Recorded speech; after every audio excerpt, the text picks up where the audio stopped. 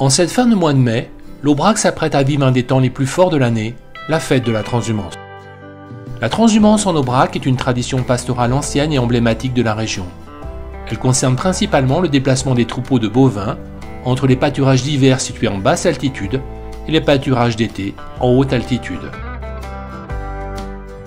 Quelques jours avant la transhumance, à la ferme de Marroquiès, située à proximité de Bozoul en Aveyron, je fais la connaissance d'Henri Galtier, un éleveur de race Aubrac qui transhume chaque année. Je fais la transhumance pour une simple raison que cette ferme se situe sur une partie de Cosse, donc l'été assez séchante, et donc il faut faire du stock pour l'hiver. Henri est un éleveur passionné. Il gère seul la ferme propriété familiale acquise par son arrière-grand-père en 1910 à la ville de Rodez. Son cheptel est composé d'une centaine de mères Aubrac et d'autant de petits veaux. Reconnaissable à sa robe fauve et à ses yeux cerclés de noir, la vache Aubrac est une véritable icône de cette région. Depuis des siècles, elle pâture sur ces terres, jouant un rôle essentiel dans l'agriculture locale. À la ferme de Christian Puech, 3 jours avant la date fixée pour le départ des troupeaux, l'heure est à la préparation des houx et des sonnailles.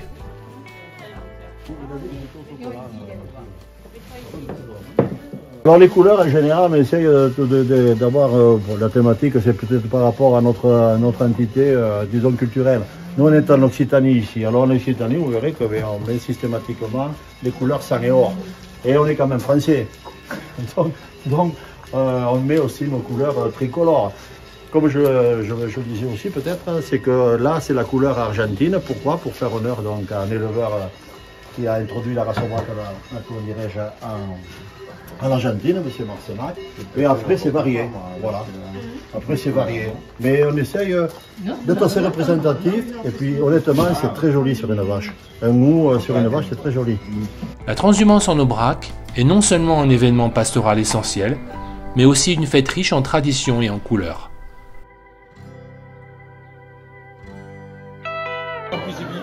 Samedi 25 mai, malgré l'heure très matinale, il règne une grande effervescence à la ferme de Christian Puech, située sur la commune de Rodel, à une quinzaine de kilomètres de Bozoul. Ils ne sont pas moins de 60 à s'être levés de très bonne heure pour préparer et accompagner le troupeau. L'heure est au partage d'un petit déjeuner traditionnel durant laquelle est servie de la charcuterie locale, la soupe au fromage et la foisse. La soupe de fromage est un mets traditionnel et paysan du sud du Massif central. Le fromage utilisé pour sa confection reste toujours un sujet de polémique entre partisans du Layol ou du Cantal. Cette soupe fait partie depuis quelques décennies de toutes les réunions festives locales. Moi, j'ai pas la prétention de dire ça.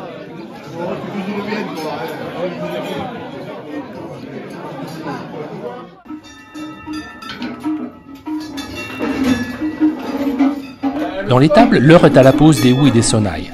Pour faciliter la pose des décorations, les vaches ont été mises à la tâche dans les tables et sortent une par une fois parées de leur plus bel ornement.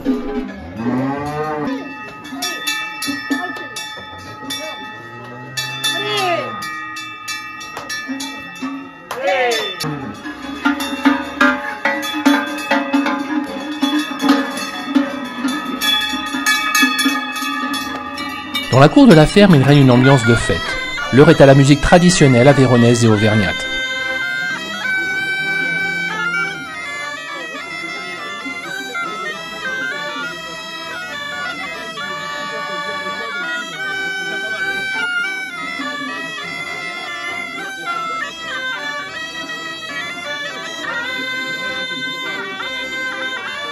Il est 7 heures quand le troupeau s'élance de la ferme.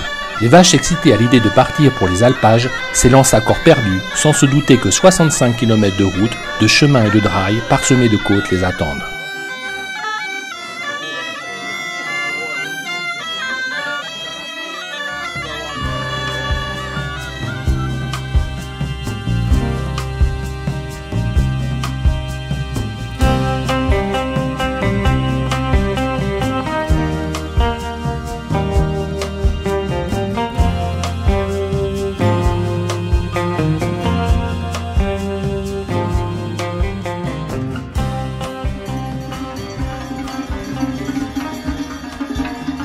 Vers 8 heures, le troupeau emprunte la route départementale direction Bozoul. La présence du trafic routier implique de faire marcher les vaches groupées et bien serrées tant soit peu sur la file de droite. Les vaches sont ornées de clochettes en bronze ou en fer appelées sonnailles, suspendus à de larges colliers en cuir. Le tintement des cloches, résonnant dans les montagnes, annonce le passage des troupeaux et crée une ambiance sonore unique. La décoration des vaches et les festivités attirent de nombreux touristes, contribuant à la vitalité économique de la région. Cet événement met en valeur le patrimoine culturel et naturel de l'Aubrac, favorisant le développement du tourisme rural tout en préservant les traditions locales.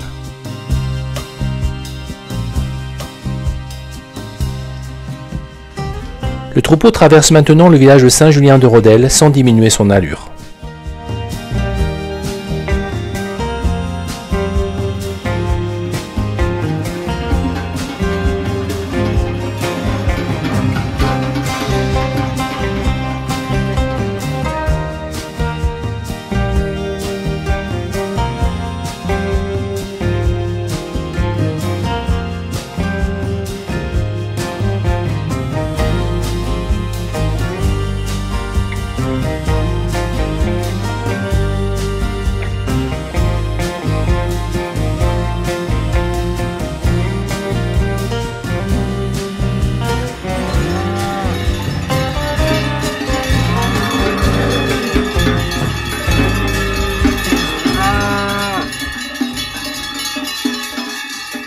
Le troupeau arrive à Bozoul, charmante petite ville réputée pour son trou. Il s'agit là d'un canyon géologique creusé dans la roche par la rivière nommée le Dourdou. Depuis des années, le troupeau de Christian Puech a l'habitude de faire une halte dans cette petite ville. Ce qui était autrefois une occasion de venir montrer le troupeau aux résidents de la maison de retraite de Bozoul est devenu, sous l'impulsion de la municipalité, une petite fête qui rassemble plusieurs centaines de personnes.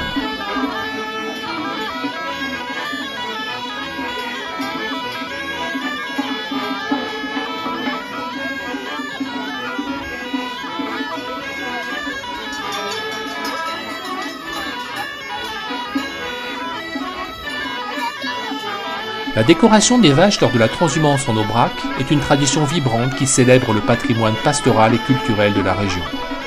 Cette pratique ne se limite pas à l'ornement des troupeaux, mais elle constitue aussi un événement social majeur qui renforce la cohésion communautaire et attire de nombreux visiteurs. C'est un moment où la nature, la culture et la communauté se rejoignent dans une célébration haute en couleurs et en sons, marquant le rythme saisonnier de la vie en Aubrac. Après une pause d'environ 1 heure, où les hommes et les vaches ont pu s'abreuver, nous retrouvons nos belles demoiselles Aubrac dans la descente de Roquelaure qui mène à la vallée du Lot.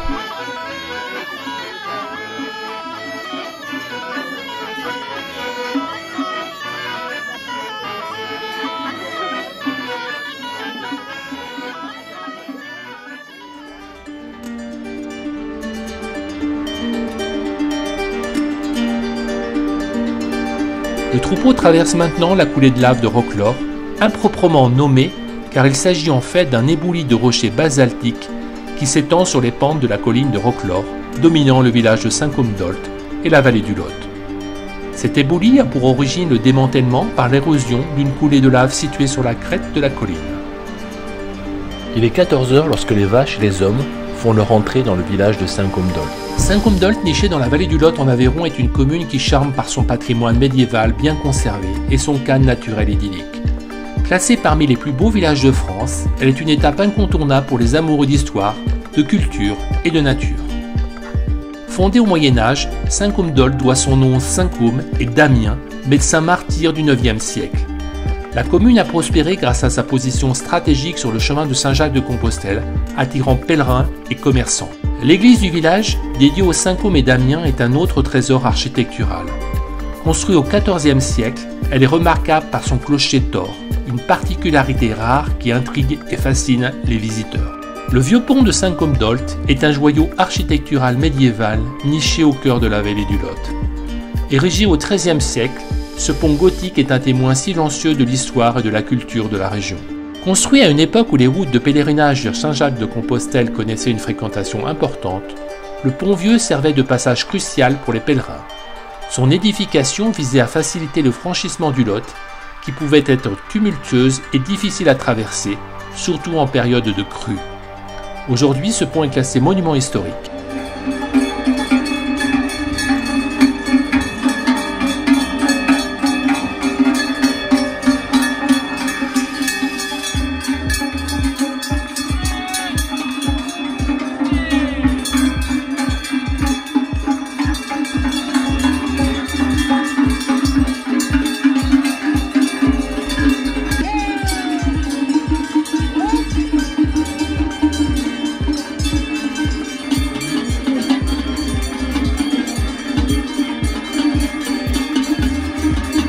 troupeau avance à grands pas dans les petites ruelles du village, sous les regards des habitants et des marcheurs du chemin de Saint-Jacques-de-Compostelle.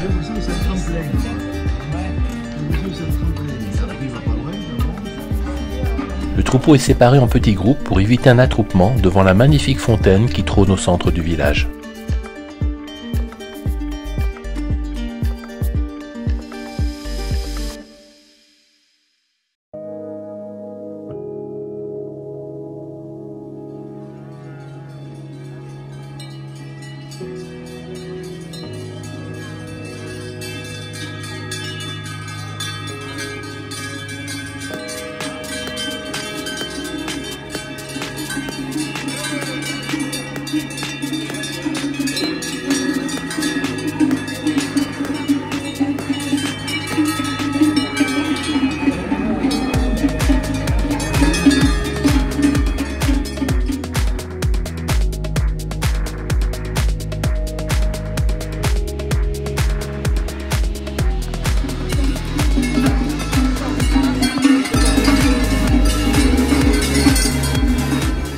L'eau fraîche qui arrive de la montagne toute proche rafraîchit les bêtes. Je laisse le troupeau de Christian Puech qui bientôt va repartir et attaquer la partie la plus difficile de la journée, la montée de la côte de Salgues. Une route sinueuse de 6 km avec des pentes à 8% dignes des grands cols des Alpes. Au même moment, à la ferme de Marroquies, l'heure est à la préparation du troupeau qui transhumera demain, dimanche.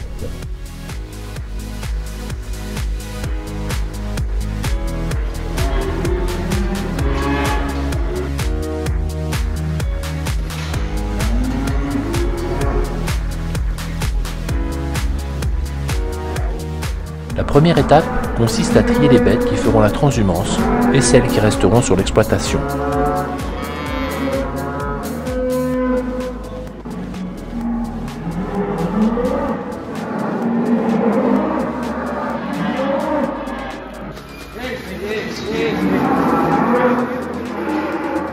Une fois triées, les bêtes sont mises à la tâche avant de se voir poser les cloches et les jougs. Les jougs sont des pièces de bois taillées à la main qui prennent place sur la tête des vaches. Elles permettent de fixer les houes et d'autres décorations. La pose des jougs demande une grande dextérité, une certaine habitude. Pour l'occasion, les amis d'Henri sont venus l'aider. Le jour de la transhumance, les villages de l'Aubrac comme Saint-Urcize et Nazvinal se transforment en lieu de fête. Les rues se remplissent de spectateurs venus admirer le passage des troupeaux décorés. Des marchés locaux, des repas communautaires, de la musique traditionnelle et des danses animent la journée, créant une atmosphère joyeuse et accueillante. À Saint-Chili-d'Aubrac, la fête bat son plein. Les jeunes du village y organisent chaque année une fête dite de la veille de la transhumance.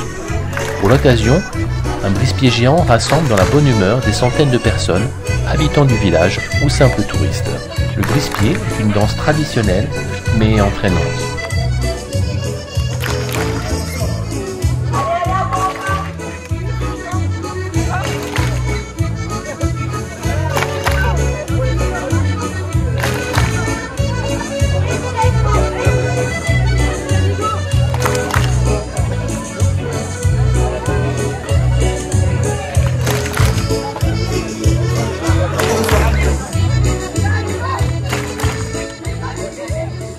Il est temps pour moi de rejoindre le troupeau de Christian Puech qui arrive à Salgues.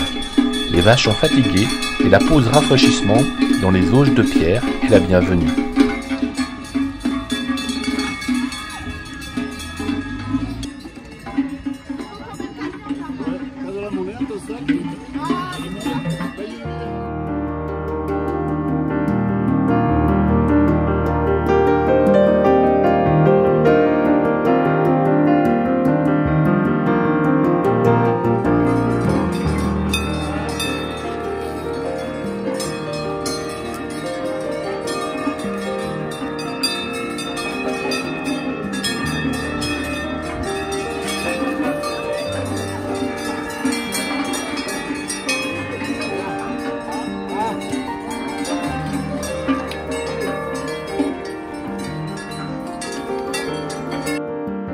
Vers 16h, il est temps de repartir à destination du hameau du Pouget situé sur la commune de Saint-Chély-d'Aubrac.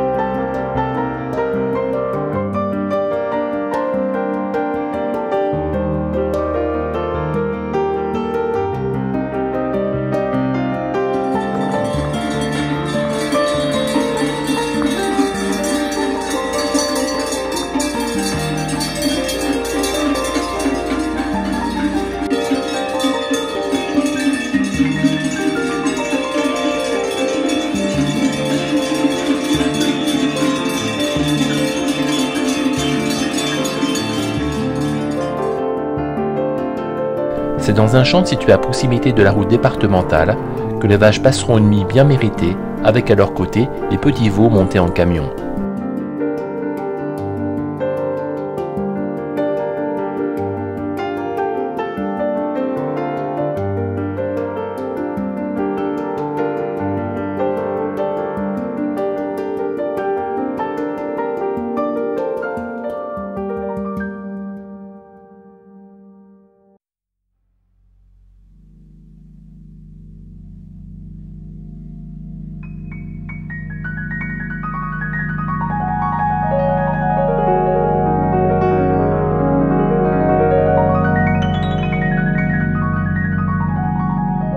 Dimanche matin 7 h, à la ferme d'Henri Galtier, c'est le grand jour. Les dernières décorations sont posées, notamment les petites fleurs en laine et en crépon confectionnées par les résidents de la maison de retraite de Bozoul.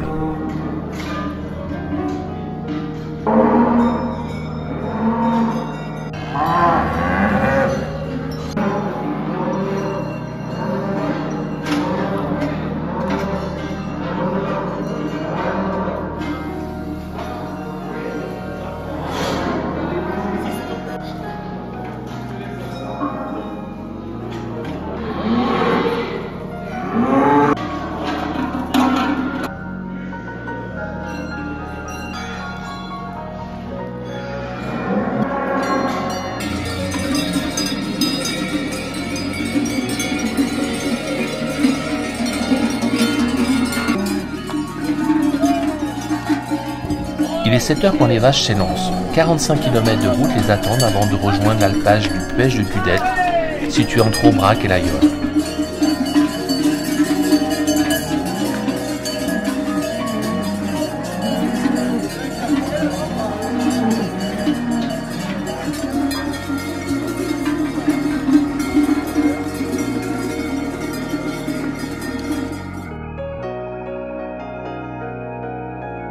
Le troupeau traverse à vive allure le petit hameau de Coudournac avant de rejoindre la route qui mène à Saint-Côme. Le troupeau d'Henri Galtier va emprunter le même itinéraire que celui de Christian Puech, et cela jusqu'à Aubrac. Le départ des troupeaux est calculé de façon à ce qu'à partir de 10 h, un troupeau traverse Aubrac toutes les heures. Il est donc important pour les éleveurs de respecter les horaires définis par le comité d'organisation de la fête de la transhumance. Cette année, 7 troupeaux participent à cette manifestation. Depuis 1993, cette tradition ancestrale de la transhumance est célébrée par 2 grandes fêtes populaires vives et colorées, qui se déroulent le week-end le plus proche du 25 mai, l'une au hameau d'Aubrac dans l'Aveyron et l'autre au col de Bonnecombe dans Lozère. Le spectacle du passage des troupeaux décorés est accompagné de nombreuses animations. La fête de la transhumance est l'occasion de célébrer la race Aubrac. L'Aubrac est une race rustique encore aujourd'hui élevée selon les traditions d'autrefois, en harmonie avec les saisons. Les vaches Aubrac sont flexibles et indépendantes, très résistantes aux écarts de température, vélant facilement sans aide humaine, elles peuvent s'épanouir avec différentes conduites d'élevage. Parce que les vaches Aubrac ne mangent pas de céréales et ont besoin de beaucoup d'espace, elles ne sont pas compatibles avec l'élevage intensif, ce qui explique le prix moyen relativement élevé de leur viande. L'Aubrac est l'une des viandes les plus demandées en France. Cette qualité de vie incroyable en plein air, dont bénéficie la vache Aubrac, se ressent en bouche. Sa viande offre un plaisir gustatif incontestable et se démarque surtout par son goût de bœuf très prononcé et ses arômes fleuris. L'Aubrac, c'est la viande rustique par excellence, avec ses saveurs authentiques, son goût puissant et racé, sa chair ferme mais agréable et fine. Il ne vous reste plus qu'à la goûter.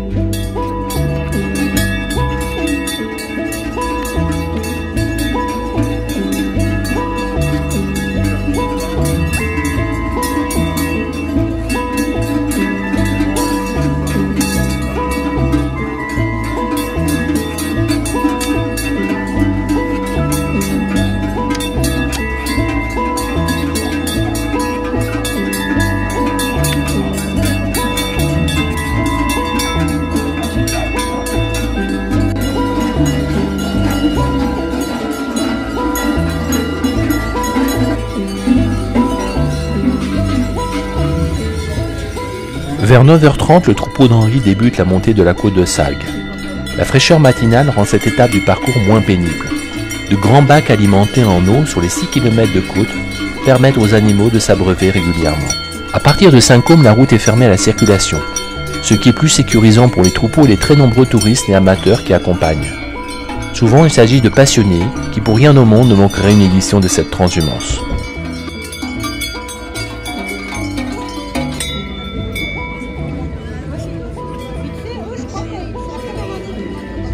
Alors que les vaches d'Henri arrivent à Salgues, je rejoins le troupeau de Christian Puech, qui n'est plus qu'à quelques kilomètres d'Aubrac. Le troupeau de Christian Puech en est à son deuxième jour de transhumance. Il est reparti ce matin vers 7 heures du Pouget. Cette fois-ci, les petits veaux vont marcher auprès de leur mère.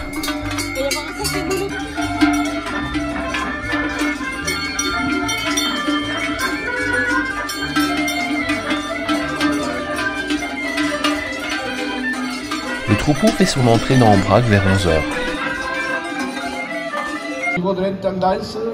Des centaines de personnes sont rassemblées sur la place d'Aubrac pour voir nos belles demoiselles Aubrac. Le troupeau est présenté au public et Christian Puech, comme chaque année, se voit remettre une cloche pour sa participation à cette manifestation.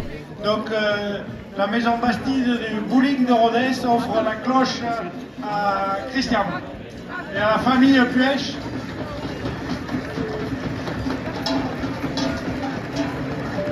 Aubrac, situé sur le plateau du même nom, est un village emblématique, connu pour ses vastes étendues sauvages et son riche patrimoine. Aubrac tire son nom de l'occitan altobraco qui signifie haute terre. Le village a été fondé au XIIe siècle par Adalar, un moine bénédictin qui y construisit un monastère pour accueillir et protéger les pèlerins du chemin de Saint-Jacques de Compostelle. Cette fondation marqua le début de l'essor d'Aubrac en tant que lieu de refuge et de passage. L'un des monuments les plus célèbres du village est l'hôpital d'Aubrac ou Domerie d'Aubrac. Cet établissement, initialement destiné à soigner et héberger les pèlerins, est un exemple remarquable d'architectural médiéval. Il comprend une église, un cloître et plusieurs bâtiments annexes. Aujourd'hui, il demeure un symbole de l'hospitalité légendaire des habitants de l'Aubrac. Vers midi, le troupeau de Christian Puech reprend la route, direction l'Alpage des Nègres, situé en Lozère, non loin de la cascade du Déroc. Mais avant, le troupeau fait une halte à l'alpage de Fontanil, situé au col d'Aubrac. C'est dans une joyeuse cohue que le troupeau emprunte les derniers kilomètres de route. La fin du parcours se fera à travers les alpages.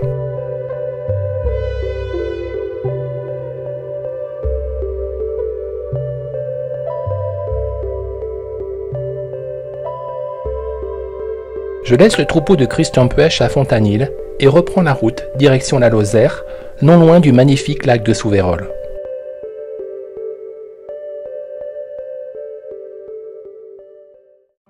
On m'avait prévenu, le troupeau surgira de nulle part dans les verts alpages.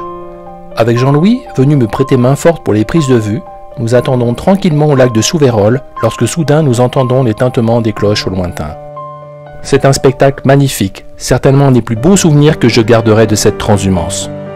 Le troupeau surgissant à l'horizon me fait penser aux croisés chevauchant leur monture de retour de Terre Sainte. Les touristes sont restés à Fontanil. Il ne reste que la famille Puech et les amis proches pour faire les derniers kilomètres qui mènent à la ferme des Nègres.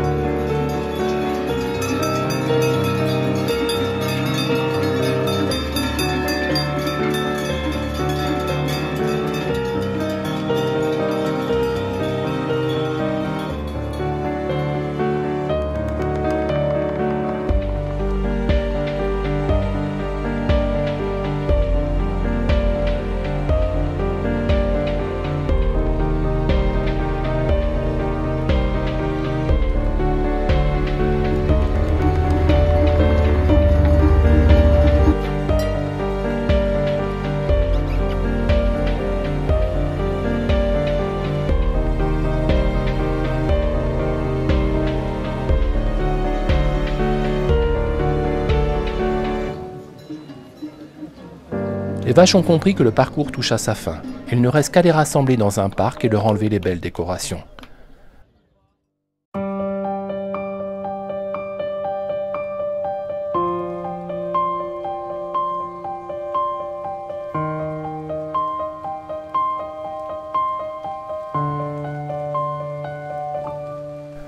C'est ensuite le temps de la délivrance, direction l'alpage des Nègres.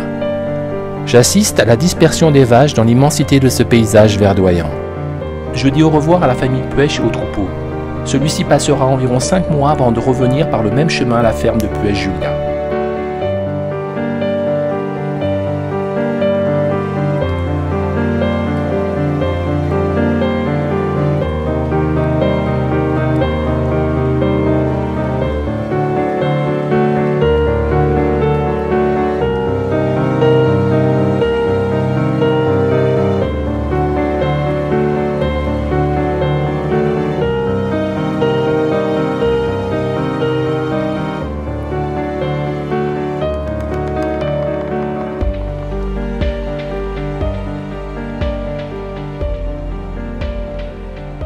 Je reprends la route pour aller attendre le troupeau d'Henri à Aubrac. Henri est le dernier à se présenter.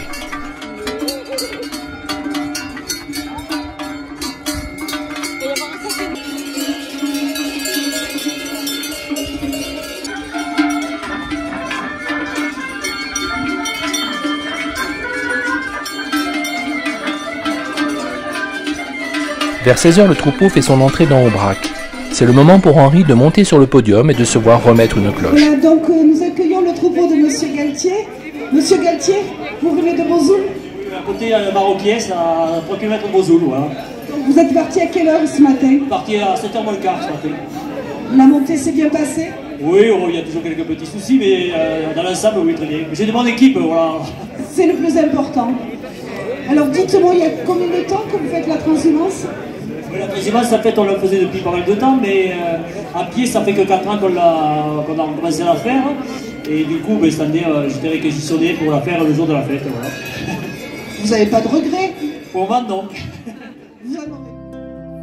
Vers 17h, le troupeau redémarre pour effectuer les 3 derniers kilomètres qui lui restent avant son arrivée au Puech de Gudel. La fatigue est là, tant pour les hommes que pour les bêtes.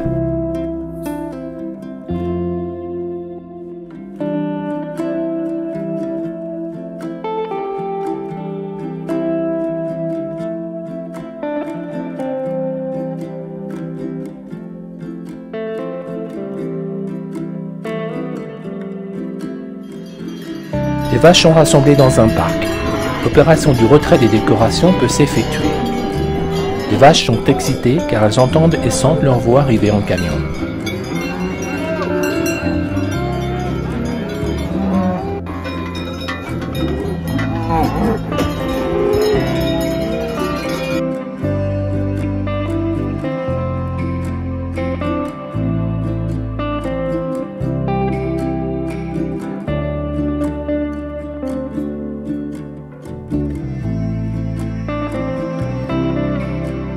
Les vaches libérées de leur décoration peuvent s'attrouper devant le camion où sortent un par un les veaux.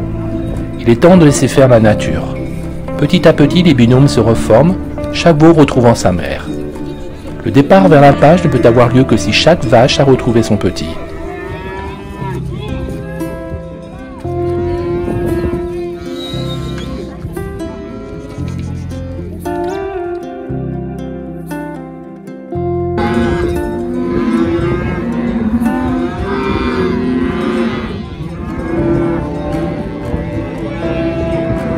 Le top départ libérateur est donné par Henri. Les passes sont ouvertes. Les troupeaux s'étirent sur les pentes du Puech de Gudette et s'éloignent petit à petit de la vie des hommes. Je tourne avec le drone les dernières images de cette fête de la transhumance. Je me dis que j'ai une chance formidable de vivre dans ces espaces naturels sauvages, loin du tumulte de la vie moderne. À l'heure d'Internet, des voyages à l'autre bout du monde, des fermes aux 1000 vaches, je mesure à quel point le spectacle qui m'est donné de voir est à la fois authentique et merveilleux. C'est grâce à des éleveurs passionnés et passionnants comme Christian Henri que nous devons la préservation de cette tradition ancestrale qu'est la transhumance.